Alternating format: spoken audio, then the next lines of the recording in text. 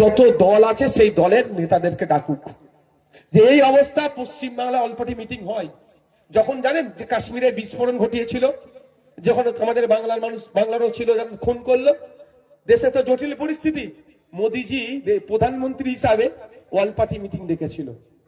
দেখা যায় যে কি হবে, এর থেকে উতরাবো কি করে। তখন রাহুল গান্ধীজি কি বলেছিল, অল আউট খেলুন, আমরা এর বিরোধিতা করব না। তো আমাদেরকেও ডাকবে, নওশাদ সিদ্দিকীকে ডাকবে, আইএসএফ কে ডাকবে, সিপিএম, কংগ্রেস, বিজেপি যা আছে দল, যত রাজনৈতিক দল আছে ডাকবে। মমতা ব্যানার্জি আজ চিফ মিনিস্টার, যে এই অবস্থা, যে এই উদ্বেগজনক অবস্থা থেকে পরিত্রাণ বাংলার মানুষ পাবে কিভাবে, আমরা এই ব্যবস্থা নিতে যাচ্ছি, আপনারা সাথ দেবেন।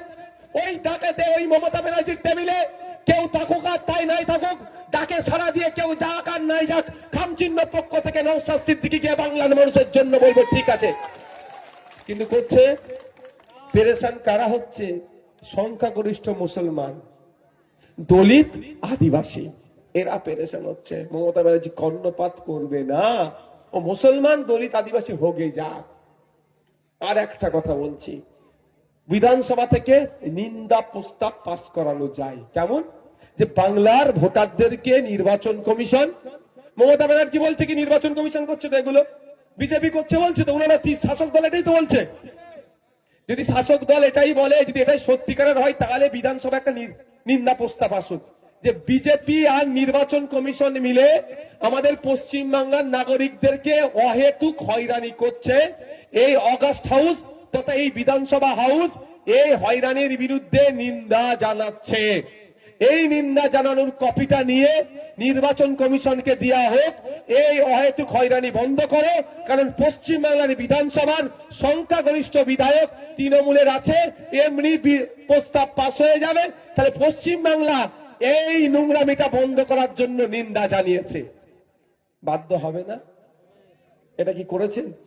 এই যে আমি পয়েন্টে পয়েন্টে কথা বলি, ওনাদের জয়েন্টে জয়েন্টে ব্যথা লেগে যায়। এতদিন কিন্তু এটা কেউ বলেনি, কেউ বলেনি, আর বলবেও না। সাপে কামড়াবে, রোজা হয়ে ঝাড়বে। তা বলে কি আমি বিজেপির ভালো বলছি? নষ্টের মূলে তো ওই নষ্টের মূলে তো শুভেন্দু অধিকারীদের যে বস দিল্লিতে আছে তারা, ওরা তো নষ্টের মূল। আর ওরাই তো সব থেকে, কিন্তু ওকে জায়গাটা কে করে দিচ্ছে, প্ল্যাটফর্মটা কে তৈরি করে দিচ্ছে? মমতা ব্যানার্জি। প্ল্যাটফর্ম না থাকলে এখানে এসব করার সুযোগই পেত না। 70,000 অফিসার আপনি না দিলে এসআইআরই হতো না, 250 কোটি টাকা মতো না দিলে এসআইআরই হতো না, এত তাহলে আমি ঝামেলায় পড়তাম না, তাই না? তো প্ল্যাটফর্মটা আপনি রেডি করে দিলেন, তড়িঘড়ি প্রায় 90,000 অফিসার দিয়ে দিলেন। আপনারা শুনে রাখুন, ডিস্ট্রিক্ট লেভেলের অফিসার কম ছিল, 6,000 মতো অফিসার দরকার, 8,000 মতো অর্ধেক ছিল। যুদ্ধকালীন তৎপরতায় মুখ্য সচিব ভার্চুয়াল মিটিং এ বসলো, সমস্ত রাজ্যের ডিএমদের সাথে ইমিডিয়েট যে যে শূন্য পদগুলো আছে পূরণ করো, এসআইআর করো, আর এই মুসলমান, দলিত, আদিবাসীদেরকে বিপদে ফেলো। এটা আমি যুক্ত করলাম, দলিত, আদিবাসী, মুসলমানদের বিপদে ফেলে, এটা আমি যুক্ত করলাম কথাটা। ওই পদে লোক কম ছিল, ওই জন্য উনি তাড়াতাড়ি ভার্চুয়াল মিটিং করে পদে লোক ঢুকাও, এসআইআর করতে হবে। আর একটা কথা বলছি, রাজ্য সরকার সুপ্রিম কোর্টে মামলা করবে, আর নিন্দা প্রস্তাবের কপিটা কি করবে, ওই মামলাতে অ্যাটাচ করে দেবে। বিধানসভা থেকে নিন্দা প্রস্তাব মানে কি জানেন? পুরো পশ্চিমবাংলার মানুষ নিন্দা করছে, এটা বুঝতে হবে আপনাকে।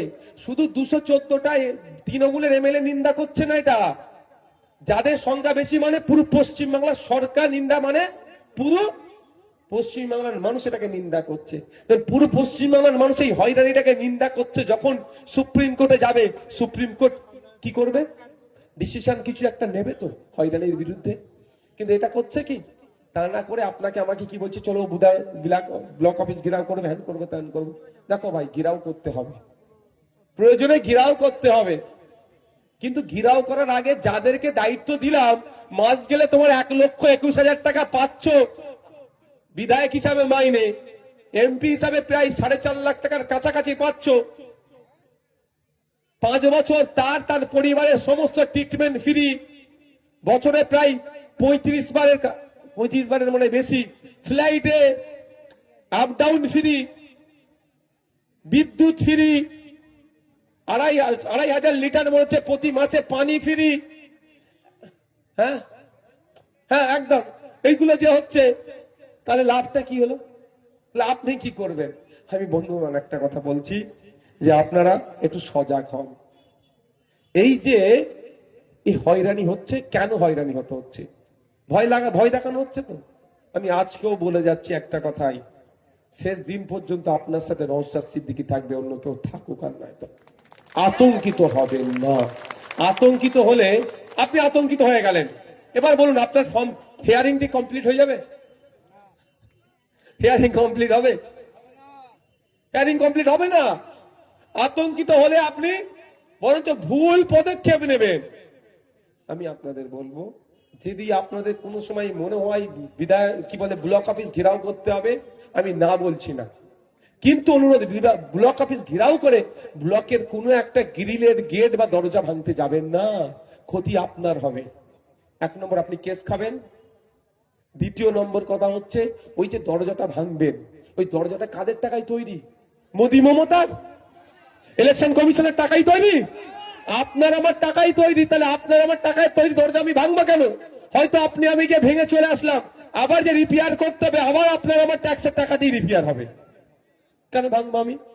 হ্যাঁ, অফিসার ভুল করেছে, যদি মনে হয় অফিসারকে ওর মধ্যে বন্ধ করে রেখে দেবো, মানে খাওয়ার দাওয়ার টাইম টু টাইম দেবো। টয়লেট যেতে হলে দরজা দিয়ে বলে চলো টয়লেট করে আসো, বার হতে দেবো না দরকার লাগলে। হ্যাঁ, যেমন স্টেজ করে বলেছিলাম এসআইআর এর এরকম ফর্ম ফিল আপ করো, ওই ধরনের স্টেজ করে পুরো বিডি অফিস ঘিরে রেখে দেবো প্রয়োজনে, ঠিক আছে?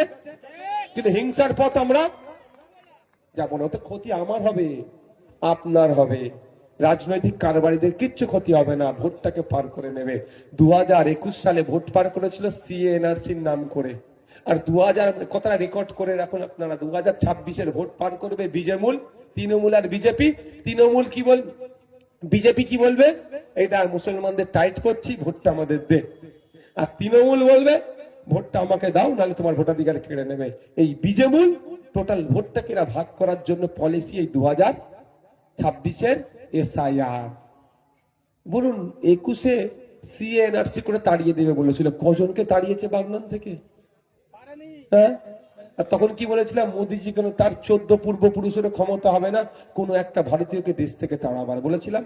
আর আজকেও আমি বলে যাচ্ছি, কারো ক্ষমতা নাই কোন একটা ভারতীয়র ভোটাধিকার কেড়ে রাখা। যদি কারো ভোটাধিকার কেড়ে নেয়, তার জন্য আর্টিকেল 326 আপনাকে আমাকে যে পাওয়ার দিচ্ছে, সেই অধিকার দিচ্ছে, সেটা ফিরিয়ে নিয়ে আসার জন্য আপনার পাশে কেউ থাকুক আর নাই থাকুক, নওশাদ সিদ্দিকী থাকবে আপনার জন্য সুপ্রিম কোর্টের যাওয়ার, দিল্লিগামী ফ্লাইট ধরবে। নিশ্চিন্তে থাকুন, নিশ্চিন্তে থাকুন, আতঙ্ক মুক্ত থাকুন। নিশ্চিন্তে মানে এটাকে আবার অপব্যাখ্যা করবে, জ্বালা অনেক। আতঙ্কিত হবেন না, আতঙ্ক মুক্ত থাকুন। দেখুন নোটিফিকেশনে 6 নম্বর পয়েন্টে একটা বলা আছে ডকুমেন্টসের, কি স্টেট বলছি, 1 মিনিট দাঁড়ান। মানে মমতা ব্যানার্জি কিভাবে আপনাকে আমাকে বোকা বানাচ্ছে, 1 মিনিট দাঁড়ান।